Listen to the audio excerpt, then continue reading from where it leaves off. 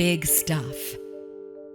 It's large art constructed in cities and towns all over the world. These giants represent an idea, a business, or a feeling of a particular person or a whole community. The Big Stuff Podcast is about the people and stories behind big stuff. Come take this fun journey with us. This is the Big Stuff Podcast.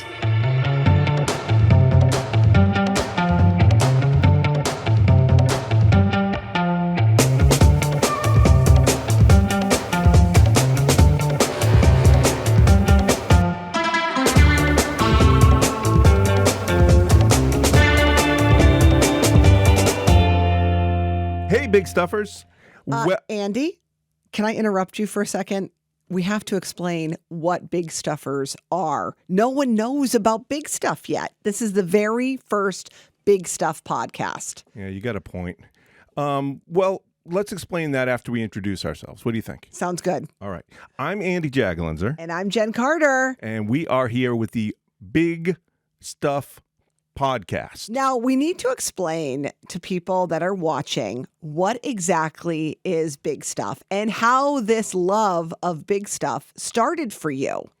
Well, my then girlfriend and now wife and I, when we were teenagers, we crossed the country and she bought me a book of roadside oddities. And I decided to fall in love with the big things just because they were outstanding. And I started taking pictures of myself in front of it. I have this kind of pose that sort of says, look how big the world is. Come take a look with me. And then we just kind of fell in love with it and just kept doing it over and over again. And then with the advent of social media, I was sharing them like crazy with friends and family, and everyone loved them. And so I just kept doing it. I was getting more and more intense and doing more and more on each trip. And here we are.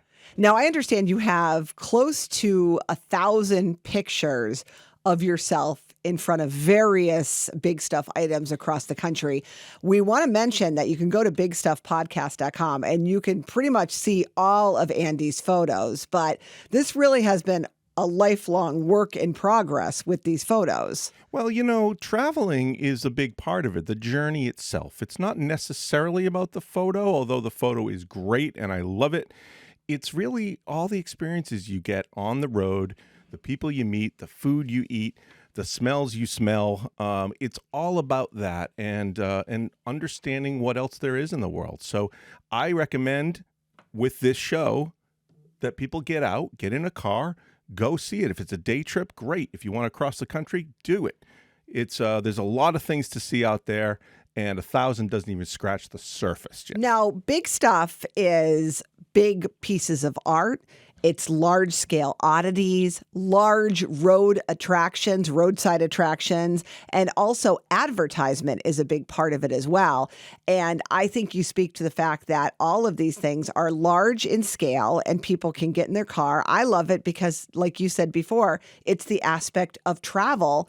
And we're going to tell you on the Big Stuff podcast the stories behind the big stuff. That's right. We're going to be interviewing the artists that actually made some of these things, the owners, the people that have commissioned this work, and find out why and how effective it is, whether it's just a business venture or whether it's just, hey, we've gotten our community to gather around something that's really big and fun, and we have a lot of fun with it. They're large in size. Is there a requirement for Big Stuff, like a certain bigness to it? Not really. Whales are big. It's hard to make a bigger whale than a true whale. True. So the fact that you can make a big stuff whale like whale size is impressive on its own. So it's not necessarily that it has to be larger than it actually is, but it does need to be large and it needs to be genuine a little bit. How do we decide what's a big stuff and not? You know. I just see it and I know it. We want you to upload your photos as well. So if you go on an adventure, maybe you did this 5 years ago and took your picture in front of some large roadside attraction, upload it to Big Stuff Podcast. We'd love to see it. BigStuffPodcast.com is where everything's going to live. The episodes, the museum with all kinds of photos where you can upload your pictures. We're going to have blogs. We're going to have field reports. There's going to be all kinds of fun stuff, but the episodes will live there as well. We're even going to have an audio episode for those of you who just want to listen, even though it's a visual thing. Listen, and then maybe come back and watch the video version of it too. It's all going to be at bigstuffpodcast.com, and you can still go to YouTube and subscribe. We would love that. But most of the action is going to be happening on bigstuffpodcast.com. And don't forget our field reports as well. Field reports are when we literally go out into the field and do a little report, a shorter report on big stuff. And there will be plenty of those to check out as well.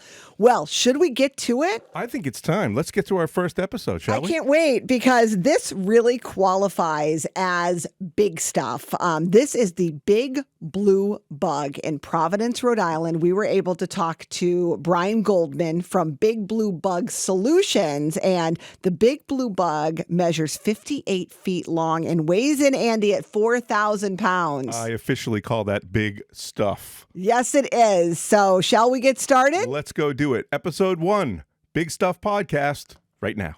Hi, everybody. We are here in Providence, Rhode Island, the home of the big blue bug. You all know what that is, I guarantee you. And we are visiting here with Big Bug Solutions, and we are going to see the bug, and we're going to talk about the bug. And what do you got? Big Blue Bug Solutions. Sorry. Yes, you left out the blue. Yeah, we're here with Brian Goldman, CEO of Big Blue. See, I can't say it. You messed me up now. Big Blue Bug Solutions. Good morning. Hi, Brian. Good morning. It is a tongue twister. We knew it when we changed the name, but all that being said, you still remember it. We did. We remembered the Big Blue Bug. Now, question for you. The Big Blue Bug started off purple. Exactly. I don't know if a lot of people knew that, Jag. I did not know that. That's a new one. I vaguely remember that maybe as a child, but I don't know. So what happened? So it was only for a few months. What ended up happening is the bug went on the roof in 1980. And my father, it was his idea. He wanted it to be an exact replica of an eastern subterranean swarming termite.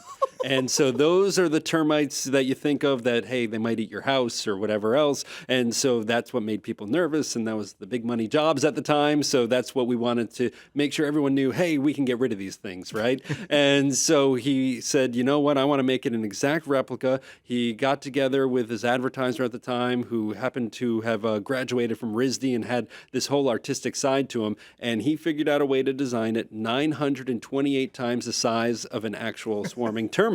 And so everything is exactly to measurement. It's a perfect replica, just 928 times bigger. And if you look at a termite, to the naked eye, it looks black. And so if all of a sudden we get a call, someone might think they have ants on their floor or something else because they look black. But if you go under a microscope, and that's what they did, they wanted it to be exact, there's a purple tint to it. I didn't know that. And so he said, you know what, we're going to make this purple. And so it goes on the roof, it's purple, and suddenly the sun started fading it to blue. Boy. And then he painted it purple again, sun faded it to blue. And before we knew it, all the traffic reporters were saying traffic backed up to that big blue bug. Oh, and then the rest was history. They named it. And so why fight it? You know, this is who we are, and the rest was history. So just for folks that don't know, your building is located right next to I-95, so that the top of the building, is it basically the same level as the highway? Exactly. And what ended up happening was we used to have a building in the 70s that was about a couple miles away, and they had the highway here, and my father knew he wanted to get something that really showcased us. And so he said, here's a plot of land, or it was a building, and he said, it's right next to the busiest part of the highway in the entire state. And he said, we have to get it. He said, that is where our future office is going to be. And so they bought it, and then they were thinking, okay, we'll put up a billboard or something. And my father, being the outside-the-box thinker that he is, he said, we got to come up with something a little bit different. And they came up with a replica of an insect. And he was scared at first because it is relatively close to the highway. And he thought people would think it's an eyesore. And he would think, oh, no one's going to want to drive by. Nobody likes to see insects. And it was the exact opposite of a response. Everybody fell in love with it, and it was almost overnight. It was so quick that people started to love it, and it just became a huge hit. What year was that, Brian, that he actually first was born on your roof? 1980. 1980, okay. 80, wow. It just turned 44. We say the birthday is July 10th. Oh my gosh. Terrific. His birthday. And I understand he's got a name. Yes. So in 1990, there was a naming contest, and there was almost 1,000 submissions. And the winning submission that they ended up choosing, the winner was going to get a trip for 4 to Disney, and they ended up getting it. Did a great job. It was Nibbles Woodaway, because termites eat wood. That's what they do. Yep. And so now we have lots of stuff. And people usually say, you know you're truly from Rhode Island if you know the name of the big blue bug is Nibbles Woodaway. Nibbles. And he hasn't eaten the building yet. Not yet. Not yet. He's protecting ours. He's protecting ours from any other termites. Well, you guys obviously do a good job if you're keeping him from at bay. Exactly. By the way, I keep saying him. Is it a him? We usually like to just say it. Okay. And so what we found is young boys will think it's often a boy, and young girls will say girl, it's her. And so we never like to make a huge deal one way or the other about it, because we just want it to be whatever they want it to be. It's whatever insect you need nibbles to be. We feel very fortunate that, not only is the bug 44 years old, but us as a company just reached 90. And so we feel very fortunate for the longevity we've been able to have here. Can you tell the story of how the company was started? Because I think it's amazing. Big Blue Bug Solutions. That was not always your name. No. So the original name was New England Exterminating and Fumigating Company back in 1935. But the true story of our company goes back even before then. My great-grandfather came over from Russia, and by the time he went through Ellis Island and settled in Rhode Island, all he had was a nickel in his pocket. With the nickel, he bought a pail, a sponge, and an apple because he was hungry. He ate the apple, then he started going door to door offering to wash people's windows, and within 5 years, he turned it into the biggest window washing company in Rhode Island. Oh, man. The true American dream story, something we're really proud of as part of our history. And he had 5 children. His oldest, my grandfather, when he came of age, said, you know what, I hear pest control is a great industry. I think you should, start your own company. So it was at a desk at that window washing company that we started New England Exterminating and Fumigating. Wow. Took a little bit of time to get off the ground. My grandfather was fought in World War II, and my grandmother ran it at the time. And then when he came back, the exterminating and fumigating side wasn't exactly a phrase everyone wanted to hear after World War II. So a lot of companies, including us, switched it to pest control, and then we became New England Pest Control for the next 60 plus years.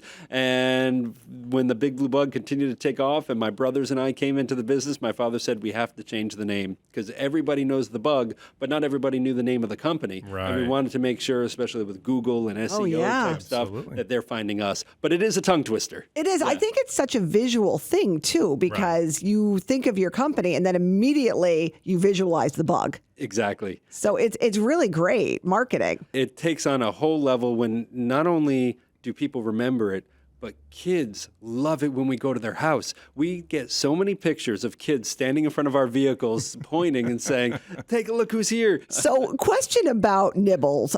He's kind of famous. Like the first time I think I saw him was in Dumb and Dumber, the movie with Jim Carrey, and he's used oftentimes in TV and movies. Tell us about that. Yes, we're very fortunate in Rhode Island, being a quirky state. Everybody really loves certain things about it, but we also have a great university like RISD, where a lot of artists come through. The Farley brothers are from Rhode Island. A lot of people that are Rhode Island based are proud of it, and they want to showcase Rhode Island. And because the bug has become a staple here, it really has been able to showcase itself in movies, TV shows. So Dumb and Dumber is where a lot of people know. It's now been 30 years, and it's amazing to me Crazy. how many people still say, and I could be traveling in Colorado, California, somewhere where, I wouldn't think they're too familiar with it. And it's on the screen for about 12 seconds, which is a long time Hollywood-wise. Sure. Yeah. But still, if you're not from Rhode Island, I'm surprised how much it still resonates with people that, hey, I saw you in Dumb and Dumber.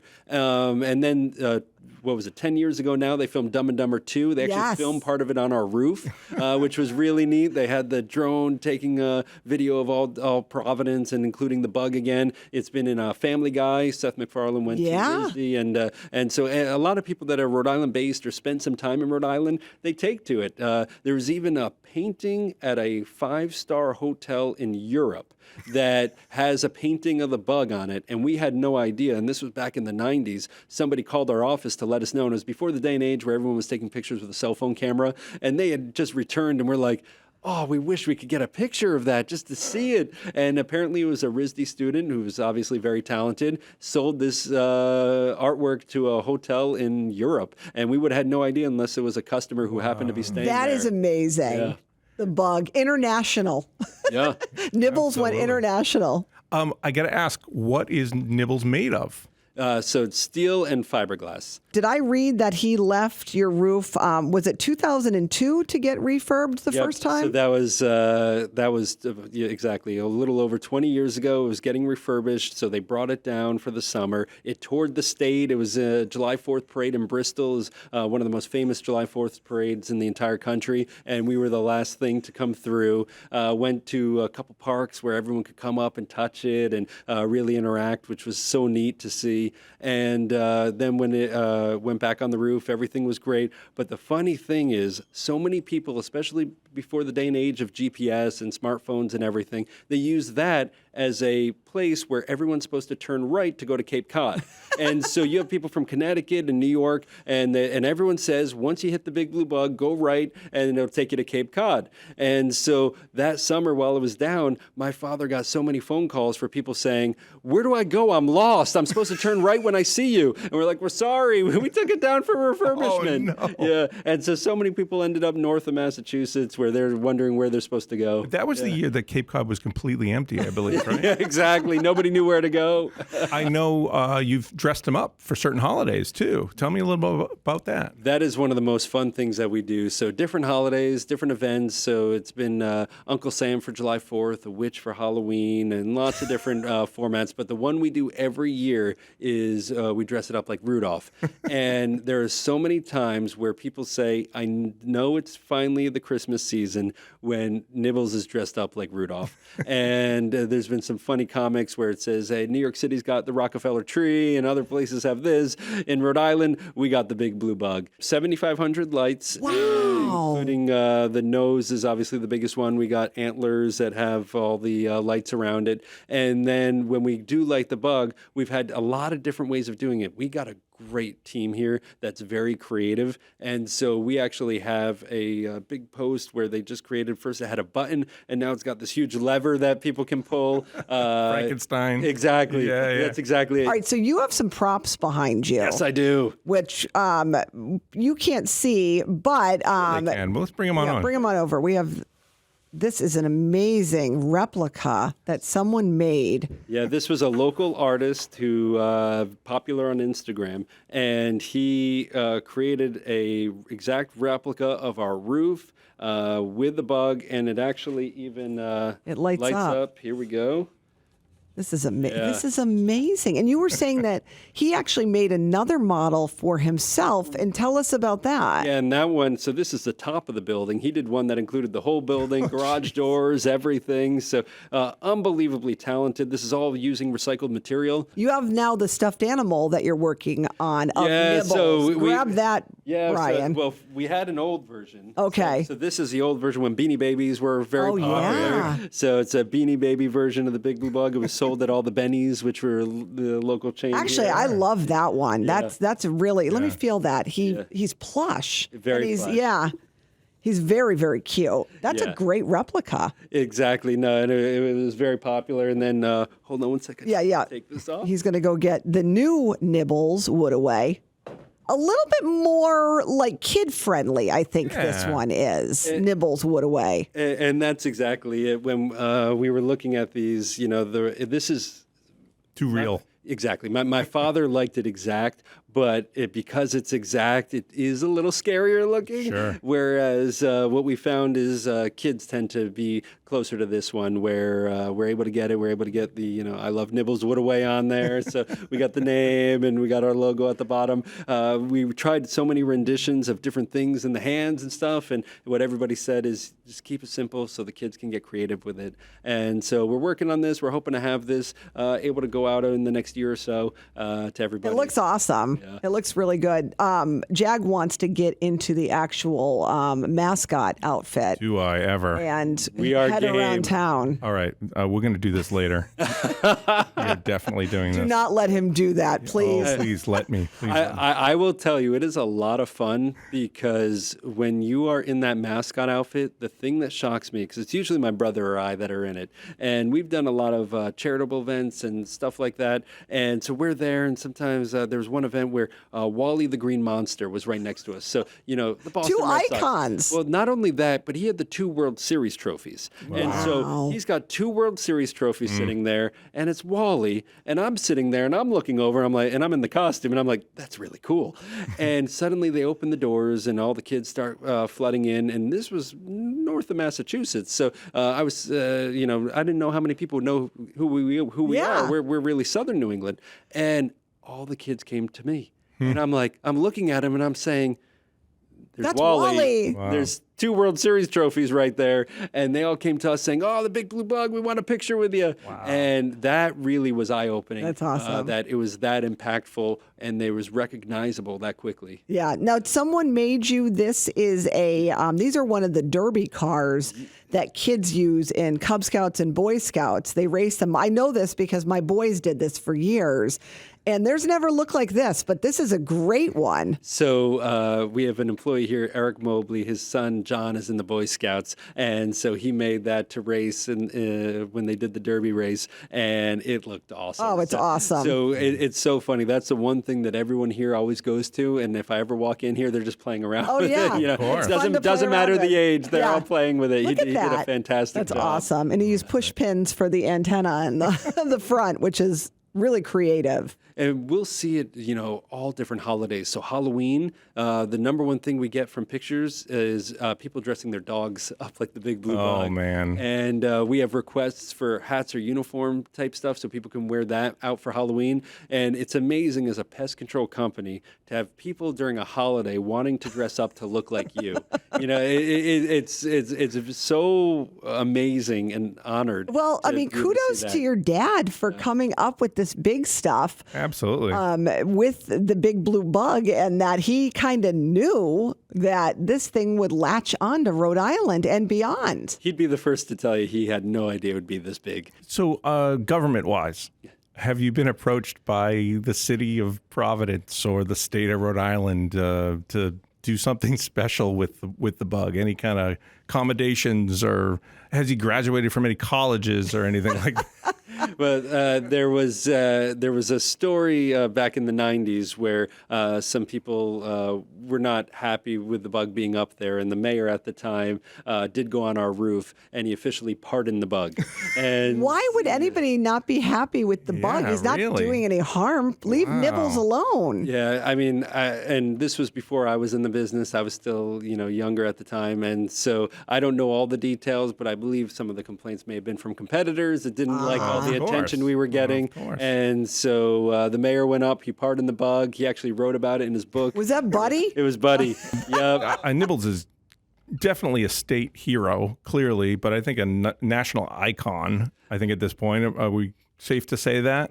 I feel good about you saying that. I'm okay with you saying that. Absolutely. When the Patriots were last in the Super Bowl, so that was 2019, Good Morning America did this whole piece about L.A. versus New England. And so in L.A., they showed the Hollywood sign and a lot of the things in Southern California. And then they turned to New England and they show a few other things, but then the majority of it, they're showing the big blue bug. That's awesome. And I said, that we're being compared to the Hollywood sign?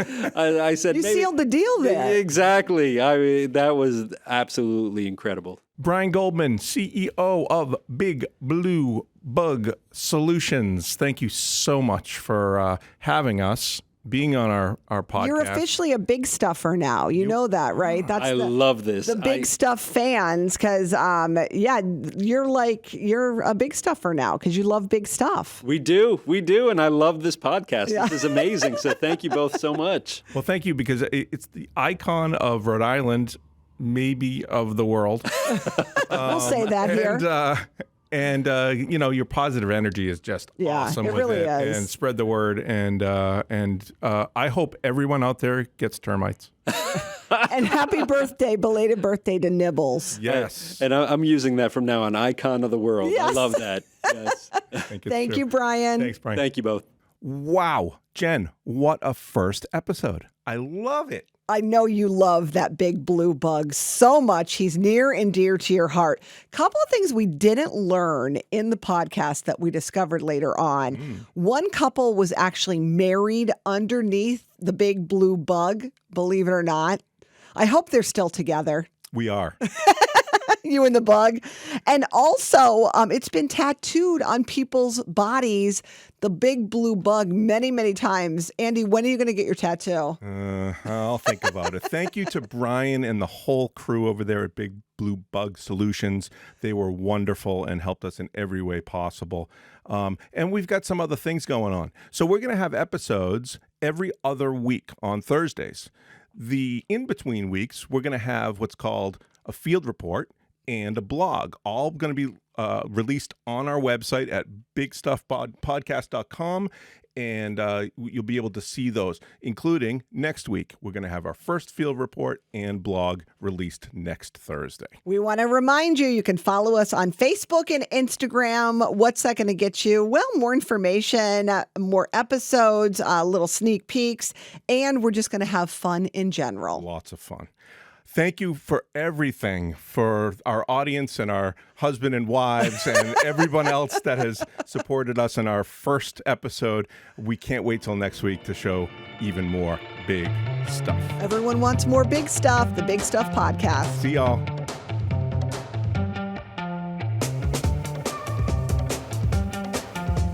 Join us again for our next Big Stuff Podcast. Check us out on YouTube, Facebook, Instagram, and at bigstuffpodcast.com.